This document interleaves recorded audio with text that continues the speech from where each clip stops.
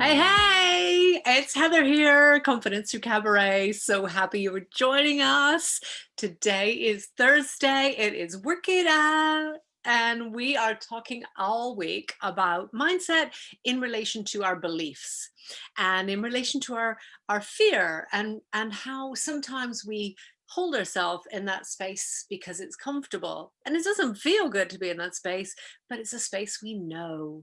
And it's a space that we're used to, and there's security in that. And we're kind of afraid to break out of it. I can tell you now, having broken out of lots of very difficult situations, there is so much freedom when you do. And the fear of breaking out of our self-limiting beliefs, the fear of finding, new ground, it's never as scary when you get there as you thought it would be. So today we are talking about self-limiting beliefs in relation to work. So what beliefs do you have about you in your work? And this is where sometimes imposter syndrome can show up. I mean, imposter syndrome can show up anywhere, and we will do a full session on that because it's a very big topic. But what beliefs do you have about your work? Are you worthy of the role that you have? Are you worthy of the role that you want?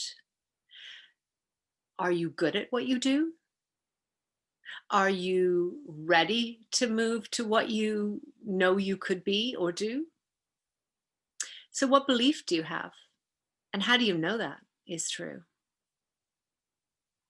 If you answered no to any of those, no, I'm not ready, no, I'm not good, no, I'm not sure, I don't know, then I would say you have self-limiting beliefs. And we all do to some degree. So whether you think you can and whether you think you can't, you're right. But if you believe you can, you are so far down the road. If you believe you can do what you want to be doing, if you believe that you are good at what you're doing, if you believe you deserve the role that you have or the responsibility that you have, then you are so far down the road. See, our beliefs, they cause actions or inactions, which are still actions. And those actions, well, they reinforce our beliefs. And so there's a little circle there. And then that causes more actions. And then that causes more beliefs. And sometimes that becomes a self-fulfilling prophecy that goes downwards in a spiral. And sometimes that causes a self-fulfilling prophecy that makes us go higher and higher and better and better and better and bigger. And that's fun. Well, bigger isn't always better, but you know what I'm saying? It's like we get to achieve what we want to because our beliefs and our actions are so closely entwined. And our self-fulfilling prophecies can be positive or they can limit us.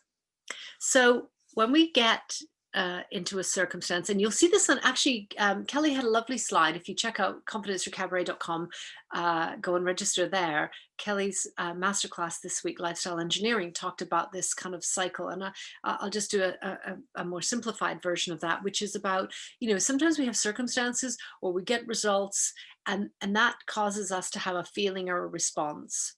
And that causes us to act in whatever that response, act on whatever that response is.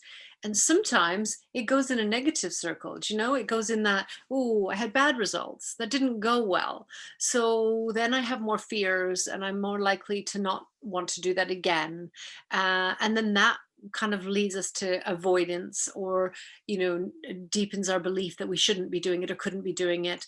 And so instead of thinking, I can't do that, think, okay, what led to those poor results? And think about, how can I do that? How can I do that better? How can I do that more? How can I be ready for that promotion? How can I do what I want to do? If it's not this way that I've been doing it, if it's not working out, then what do I need to do differently? So I always, it's kind of funny because I always say, don't focus on the how are you going to do it when you're setting goals. Just focus on like, what is it that, what do you want to work towards? And then go from there and get into the how. In this case, I would say start with the how very strongly or very early. So how can I have those things that I want? How can I, get promotion? How can I overcome whatever that my worry about, I don't know, presentations or job interviews interviews or report writing or whatever it is that is your kind of self-limiting belief. Sales. I remember coaching somebody in sales one time who she really struggled with the asking for the sale. And so rather than setting the target on, how many sales you get, we looked at setting a target for how many times that she asked for the sale. And then the more times she asked for the sales, of course, it's a numbers game, then she would increase her sales eventually because it is a numbers game. And so what happened was her belief in her inability to sell became, actually, I'm a little afraid to ask for the sale. And she got better and better at that.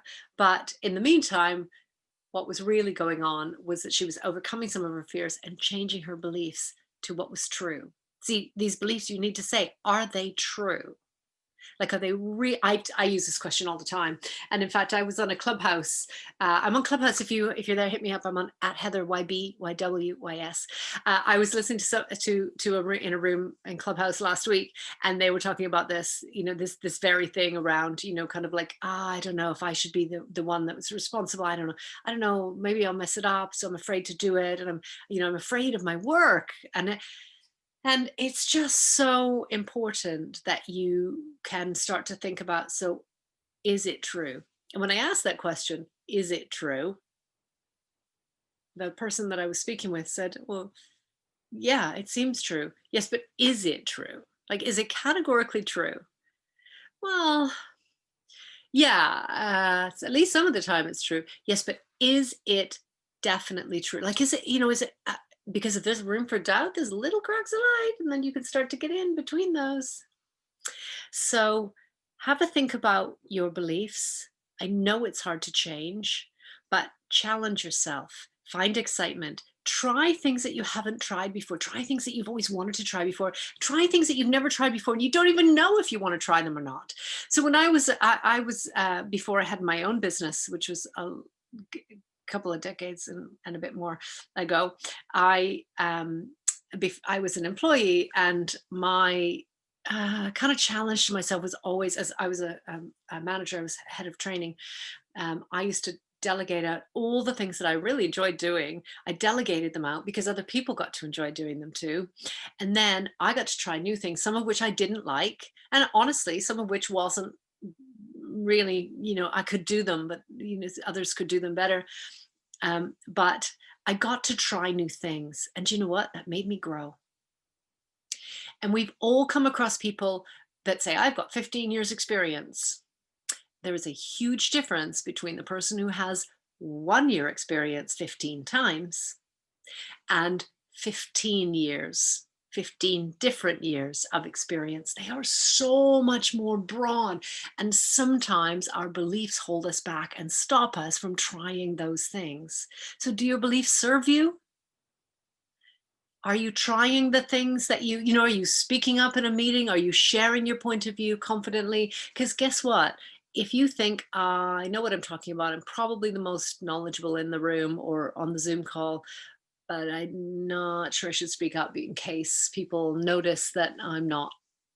What if I get something wrong, or what if I make a mistake, or what if I don't know something? Actually, so what?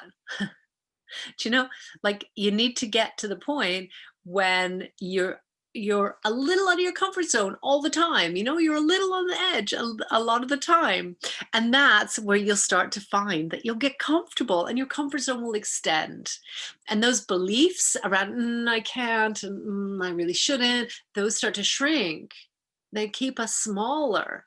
And again, I said to you this on Tuesday. So your thoughts become your actions, and your actions lead to whatever the results are. And those results reinforce the beliefs, which makes you think, I believe I can't do presentations, therefore I think I can't. So I think I should avoid them. So then my actions are avoidance. And then the results are I never do presentations, which confirms my beliefs that I shouldn't do them. That's crazy. So is it true? Test it. Because I will bet you that most of your limiting beliefs are not true. Now, where they came from and how you got those beliefs are worth examining. and we found this on Monday with Kelly's masterclass clip, and you'll find the full masterclass on confidencethroughcabaret.com on the website. But pick up the stones that are causing the rapids, where the water's crashing against them, and it's causing this huge flurry that can feel very stressful and overwhelming, and look for, how can I calm that? Let me look at those, lift up those rocks, find out what thoughts are holding me back, find out what thoughts are not true and not serving me, and then look at, what can I do instead? And then take action.